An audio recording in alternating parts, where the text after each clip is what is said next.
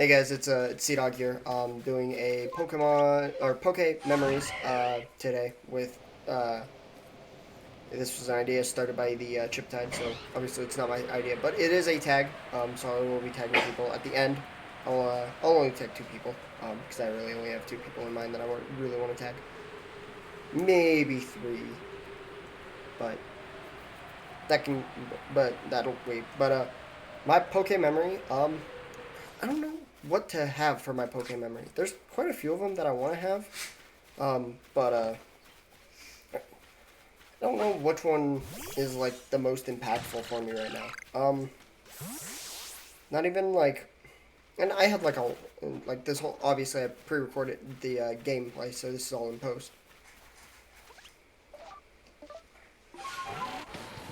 God damn it.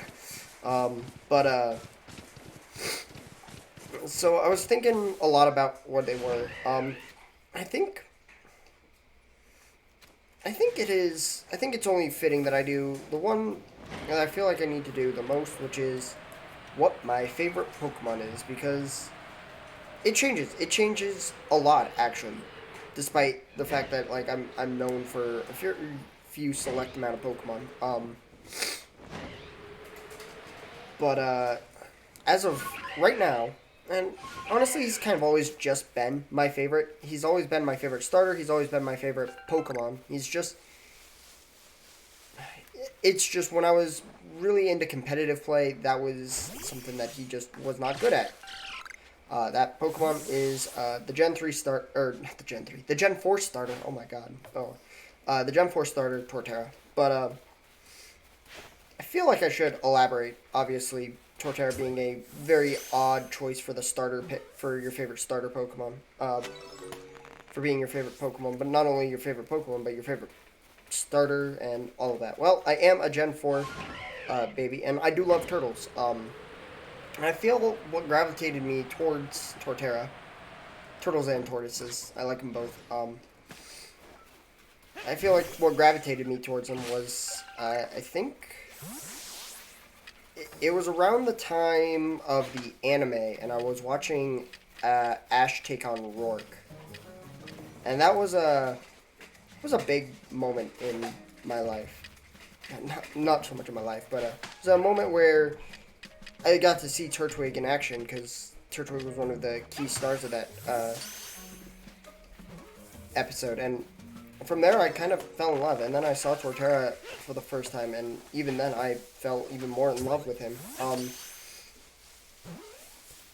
And so one day I got Pokemon Platinum for my birth, or well, it was like I got a GameStop gift card, and I got Pokemon Platinum from that. Um, I was gonna get Diamond, but the guy thankfully talked me out of it. Nothing against people who play Diamond and Pearl, but Platinum is the better game. I'm just outright getting that out of there right now. Platinum is the better game. Um, and like there, I knew from fact that I was picking Turtwig. Kind of because of obligation. So the previous two games I had played were Pokemon Sapphire and Pokemon Blue version, where I had picked Mudkip and not Squirtle, Charmander. So kind of just to round out my Fire Water Grass core of starters. Although I didn't really play much of Sapphire, it was more I played a lot of Pokemon Red, but I didn't really play a lot of either of those games. In fact, you'll notice a trend real quickly is that I didn't really play a lot of the early Pokemon games until Heart Gold and Soul Silver. But around that time, I was kind of thinking more about it, and like I was like, yeah, Torterra's probably my favorite Pokemon, and he kind of stayed like that all throughout till Generation 5, all throughout Generation 5 as well.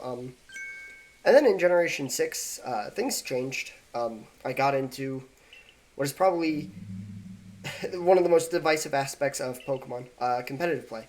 And it has forever pissed me off that I have gotten into it because it makes casual playthroughs terrible to do. It really does. It makes them absolutely terrible to do.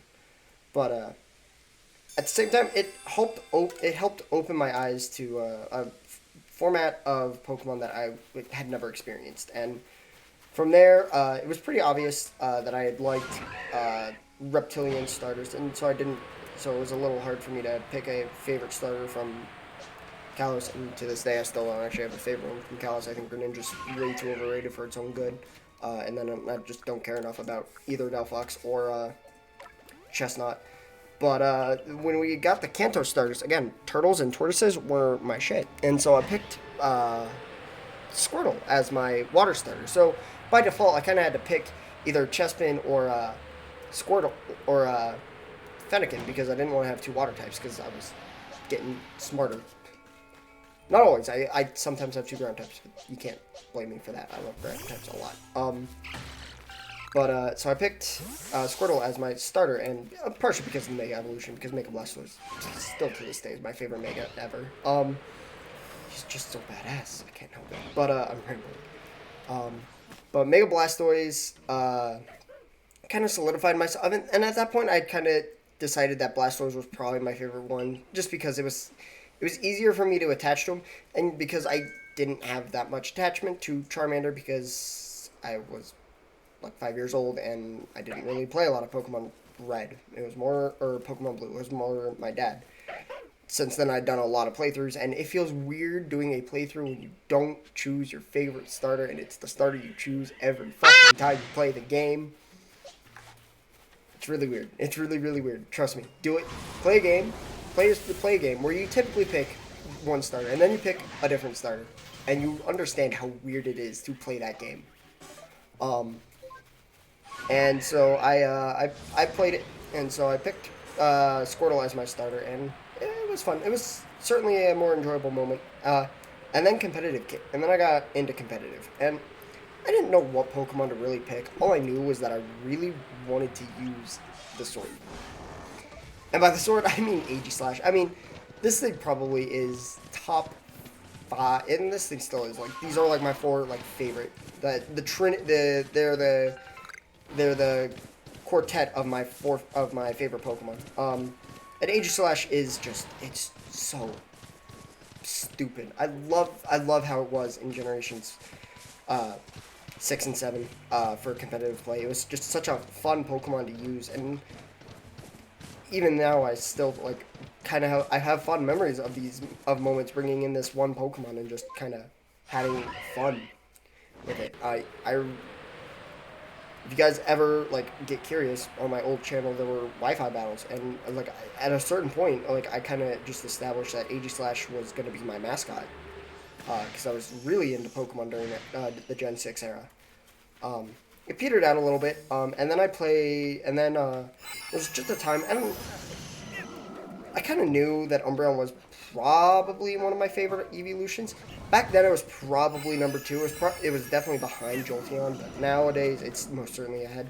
And then I used it in a competitive battle against one of my buddies, and God, I think it single-handedly took care of 4 of his Pokemon without dying once. And this was before I even knew about the Wish strats with him. The Wish Protect Toxic strats.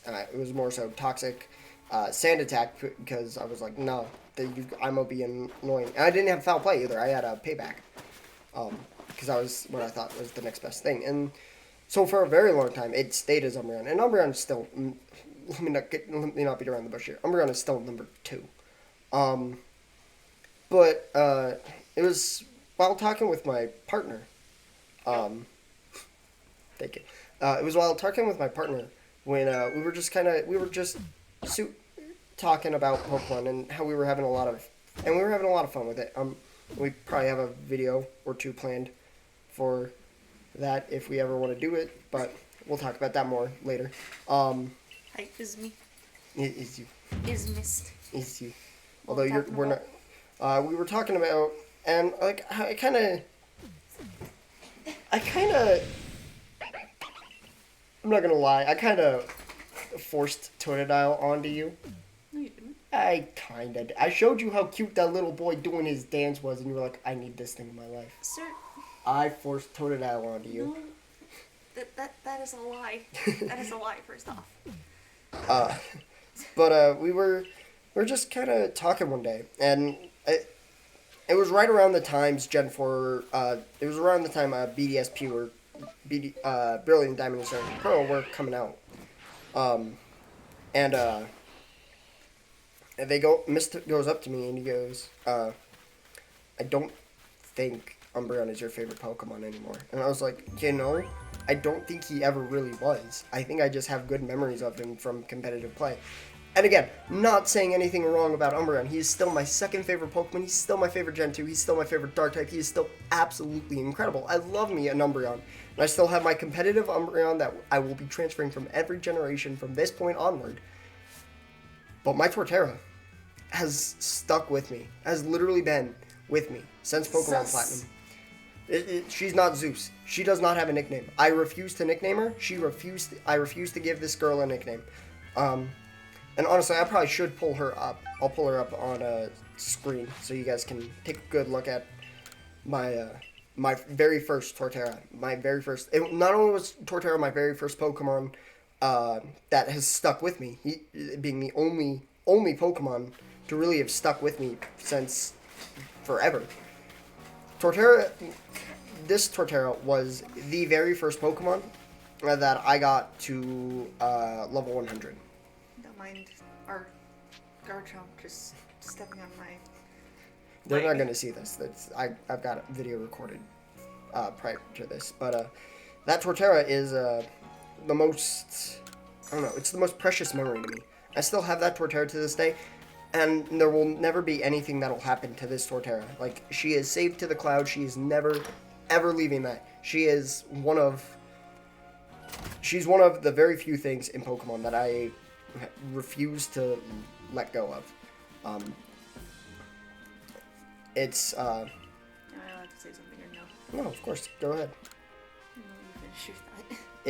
It's surreal that now I've had that Torterra now for over a decade and that they've stayed with me for over a decade. And I can prove that, like, this was the Torterra from the Sinnoh region that wasn't from BDSP because they have different icons. And it's just surreal to think about that I have a Pokemon that has traveled with me now from Generation 4 to Generation... And now we're here almost at Generation 9. And that it's traveled with me for over a decade. It's a little bit longer than I thought it was going to be, but I feel like I really needed to speak my mind out, and oh boy, we're going to have a lot of fun making this video. As for the other people I'm going to tag, I mean, obviously, I have to tag my good co-host and one of my best friends ever. I got to tag Fresto, obviously. Obviously, I've got to tag Fresto. The other person I'm going to tag Techno Killer, also known as Squishy amongst my friend group. Squishy. I will. We have a Snorlax named after. We have Snorlaxes named after him. That's just a point of reference of, like, man is a big man. Although he has drastically lost weight, he did some gastric bypass, which good for him, man. But he's still gonna be a Snorlax. He's still always gonna be a Snorlax to us, and he's loved that, and he knows for a fact that he's always been a Snorlax to everybody because he is a Snorlax. He is without a doubt the biggest Snorlax ever. Go ahead. So, I guess adding to this trend. Trend. Okay. I haven't really played many Pokemon games. I hate to admit it, but my first completed Pokemon game was It's not embarrassing to admit. Sir, my favorite Pokemon isn't even from the same game that I first completed. But anyway, my first completed Pokemon game was Pokemon Shield.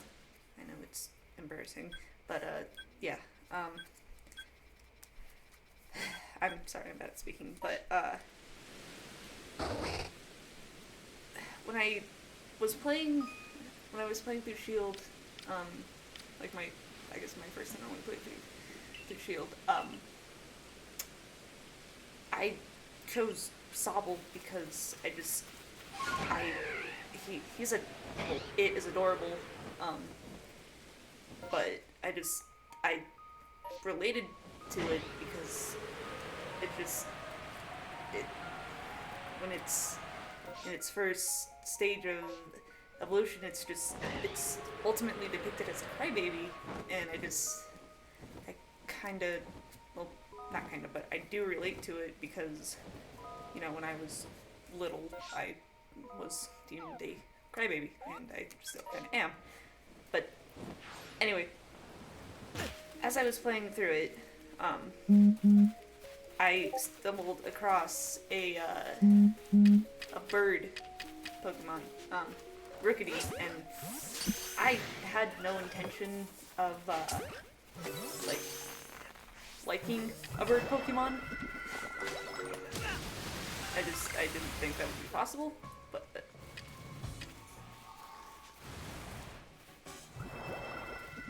Go on, continue.